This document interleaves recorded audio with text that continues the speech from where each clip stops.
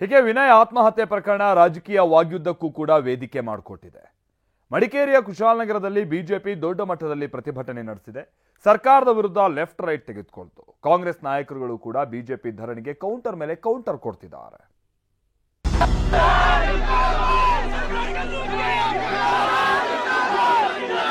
ಅಧಿಕಾರ ಇದೆ ಅಂತ ಹೇಳಿ ದುರಹಂಕಾರದಿಂದ ಮೆರೆತಾ ಇದ್ದಾರೆ. ಕೊಲೆಗಡಕರೇನಿದ್ದಾರೆ, ಮುಖ್ಯಮಂತ್ರಿಗಳ ಕೈ ಬಂಟಿದ್ದಾರೆ.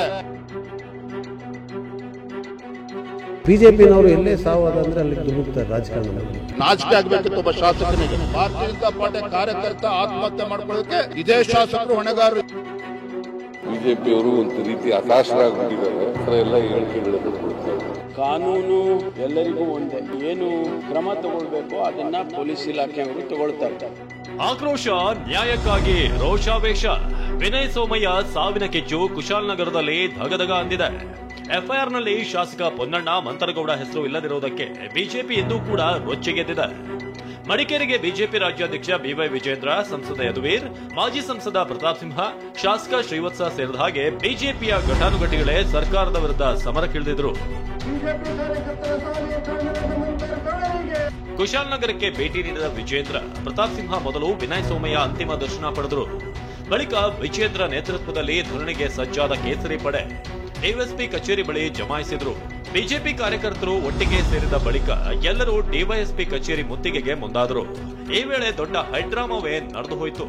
ಬಿಜೆಪಿ ನಾಯಕರು ಹಾಗೂ ಕಾರ್ಯಕರ್ತರನ್ನ ಪೊಲೀಸರು ವಶಕ್ಕೆ ಪಡೆದರು.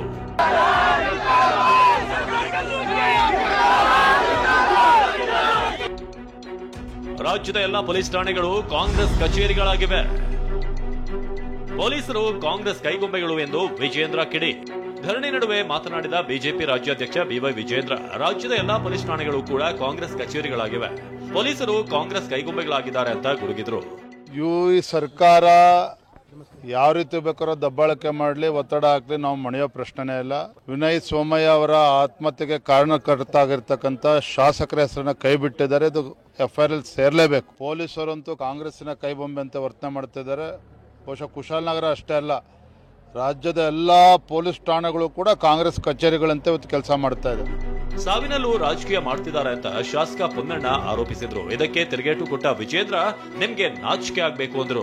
ಬಿಜೆಪಿನವರು ಎಲ್ಲೇ ಸಾವಾದಂದ್ರೆ ಅಲ್ಲಿಗೆ ದುಮುಕ್ತಾರೆ ರಾಜಕಾರಣ ಮಾಡಲಿಕ್ಕೆ. ಸಾವಿನ ಮೇಲೆ ರಾಜಕಾರಣ ಇವರಿಗೆ ಹೊಸದಲ್ಲ.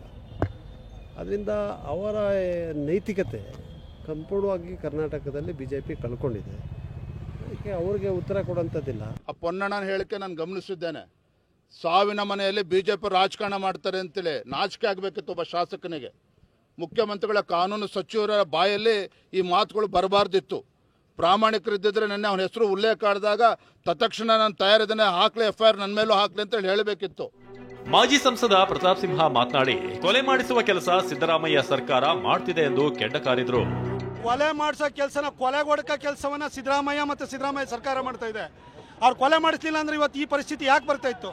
ಪೊಲೀಸರ ಪ್ರಾಥಮಿಕ ಜವಾಬ್ದಾರಿ ಎಫ್ಐಆರ್ ಹಾಕೋದು. ಎಫ್ಐಆರ್ ಹಾಕೋ ಕೆಲಸನ ಡಿಸಿಪಿ ದೇವರಾಜ್ ಮಾಡಕ್ ಬಿಟ್ಟಿಲ್ಲ, ಯಾಕೆಂದ್ರೆ ಸರ್ಕಾರದ ಒತ್ತಡ ಇದೆ. ಬಿಜೆಪಿ ನಾಯಕರ ಆರೋಪಗಳಿಗೆ ತಿರುಗೇಟು ಕೊಟ್ಟ ಸಿಎಂ ಸಿದ್ದರಾಮಯ್ಯ, ಬಿಜೆಪಿಯವರು ಸಾವಿನಲ್ಲೂ ರಾಜಕೀಯ ಮಾಡ್ತಿದ್ದಾರೆ ಅಂತ ಗರಮಾದ್ರು. ಇನ್ನು ಪರಮೇಶ್ವರ್ ಮಾತನಾಡಿ, ಕಾನೂನು ಎಲ್ಲರಿಗೂ ಒಂದೇ ಅಂತ ಹೇಳಿದ್ರು. ಪೊನ್ನಣ್ಣ ಅವ್ರದ್ದು ಮತ್ತೆ ಮಂತರಗೌಡ ಅವ್ರ ಹೆಸರನ್ನ ಸೇರಿಸಬೇಕು ಎಫ್ಐಆರ್ ಅಲ್ಲಿ. ಬಿಜೆಪಿಯವರು ಡಿಮ್ಯಾಂಡ್ಗೆಲ್ಲ ನಾವು ಉತ್ತರ ಕೊಡಕ್ಕಾಗಲ್ಲ. ಬಿಜೆಪಿಯವರು ಒಂದು ರೀತಿ ಹತಾಶರಾಗಿಬಿಟ್ಟಿದ್ದಾರೆ. ಹತಾಶರಾಗಿ ಈ ಥರ ಎಲ್ಲ ಹೇಳಿಕೆಗಳನ್ನು ಕೊಡ್ತಾ ಇದ್ದಾರೆ. ಸಾವಿನಲ್ಲೂ ರಾಜಕೀಯ ಮಾಡಬೇಕು, ಯಾವಾಗಲೂ ಕೂಡ ಬಿಜೆಪಿಯವರು ಇದನ್ನೇ ಮಾಡೋದು. ಅದರಿಂದ ನಾವು ಅವ್ರಿಗೆ ಹೇಳಿದದಕ್ಕೆಲ್ಲ ರಿಯಾಕ್ಟ್ ಮಾಡಕ್ಕೆ ಹೋಗಲ್ಲ. ಕಾನೂನು ಎಲ್ಲರಿಗೂ ಒಂದೇ, ಪೊನ್ನಣ್ಣ ಅವರಿಗೂ ಒಂದೇ, ಮಂತರ್ ಅವರಿಗೂ ಒಂದೇ. ಕಾನೂನಿನಲ್ಲಿ ಏನು ಕ್ರಮ ತಗೊಳ್ಬೇಕು ಅದನ್ನು ಪೊಲೀಸ್ ಇಲಾಖೆಯವರು ತಗೊಳ್ತಾರೆ. ಈಗಾಗಲೇ ಅವರು ಅದನ್ನೆಲ್ಲವನ್ನು ಕೂಡ ಹಿಂದೆ, ಇದು ಫೆಬ್ರವರಿನಲ್ಲಿ ಆಗಿರ್ತಕ್ಕಂಥ ಘಟನೆ, ಅದಕ್ಕೆಲ್ಲ ಈಗಾಗಲೇ ಇಲಾಖೆಯಿಂದ ತನಿಖೆ ಮಾಡ್ತಾ ಇದ್ದಾರೆ. ವಿನಯ್ ಸೋಮಯ್ಯ ಆತ್ಮಹತ್ಯೆ ಪ್ರಕರಣ ಬಿಜೆಪಿ ವಾಗ್ಯುದ್ಧಕ್ಕೆ ದೊಡ್ಡ ಅಸ್ತ್ರವಾಗಿದೆ. ಮುಂದೆ ಈ ಸಮರ ಇನ್ಯಾವ ಸ್ವರೂಪ ಪಡೆಯುತ್ತೋ ಕಾದು ನೋಡಬೇಕು. Bureau report, TV9.